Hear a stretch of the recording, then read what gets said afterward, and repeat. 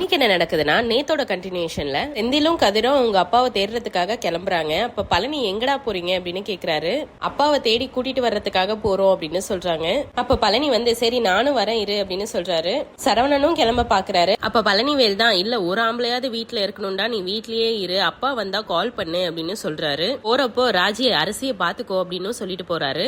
இப்போ பாண்டியனை காட்டுறாங்க. ரோட்ல ஆக்சிடென்ட் ஆகுற அளவுக்கு எல்லாம் போறாரு. கார்காரரும் திட்டிட்டு போறாரு. இந்த பக்கம் பார்த்தா செந்தில் கதிர் பழனி ஆளுக்கு ஒரு பக்கமா தேடிட்டு போறாங்க. பாண்டியன் இப்ப கடைசியில பஸ் ஸ்டாப்ல வந்து உட்கார்ந்துருக்காரு. பழசு எல்லாத்தையும் நினைச்சு பாக்குறாரு. சரவணன் வந்து சொன்னாருல்ல, அது எல்லாத்தையும் நினைச்சு பாக்குறாரு. இப்போ இதுக்கப்புறம் சக்திவேல் எப்படி எல்லாம் இவரை திட்டினாரு அப்படின்னதையும் நினைச்சு பாக்குறாரு.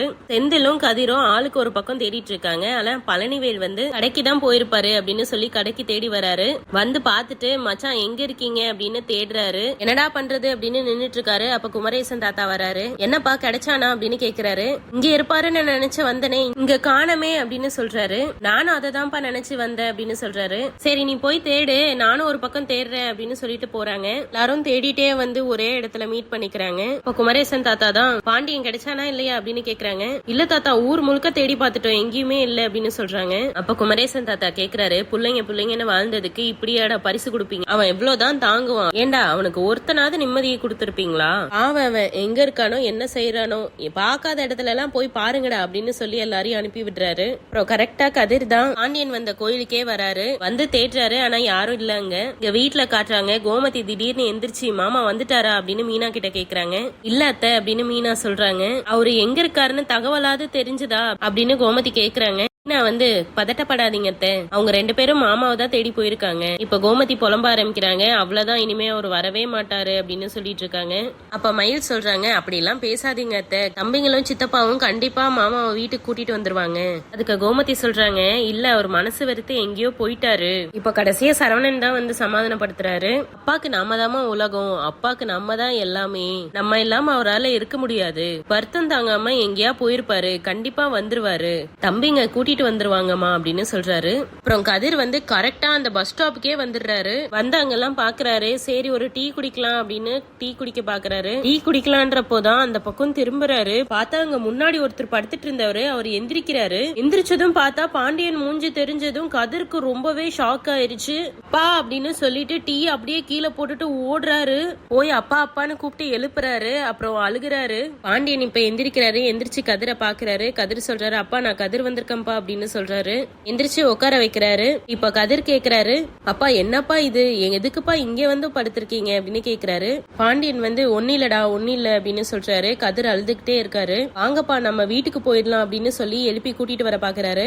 இப்ப பழனிவேலும் செந்திலும் மீட் பண்ணிக்கிறாங்க. அப்ப பழனிவேல் சொல்றாரு, டேய் செந்தில இந்த ஏரியால எல்லா இடத்துலயும் பாத்துட்டேன்டா, எங்கேயுமே இல்லடா அப்படின்னு சொல்றாரு.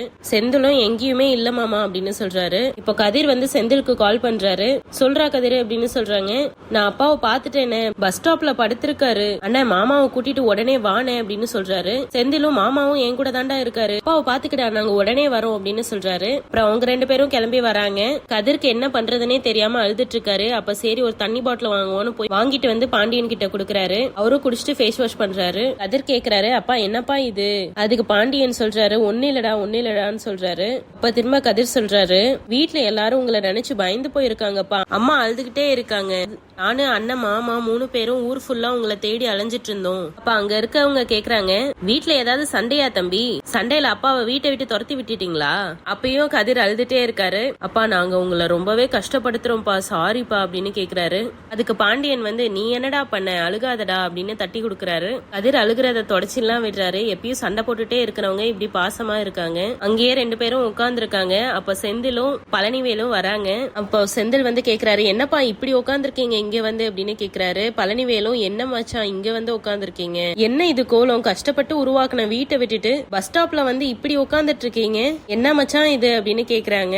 அங்க பக்கத்துல இருக்கவங்க, என்னப்பா பிரச்சனையா அப்படின்னு கேக்குறாங்க. பழனிவேல் இல்லன்னு சொல்றாரு. என்ன பிரச்சனையா இருந்தாலும் வீட்டுக்கு கூட்டிட்டு போய் பேசுங்க அப்படின்னு சொல்றாங்க. இப்ப பாண்டியனை எழுப்பி கூட்டிட்டு வராங்க.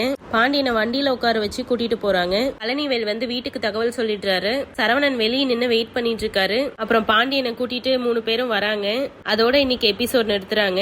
இந்த மாதிரி எக்ஸ்க்ளூசிவ் அப்டேட்ஸ் உங்களுக்கு தெரிஞ்சுக்கணும்னா எங்க சேனலை சப்ஸ்கிரைப் பண்ணுங்க. தேங்க்யூ.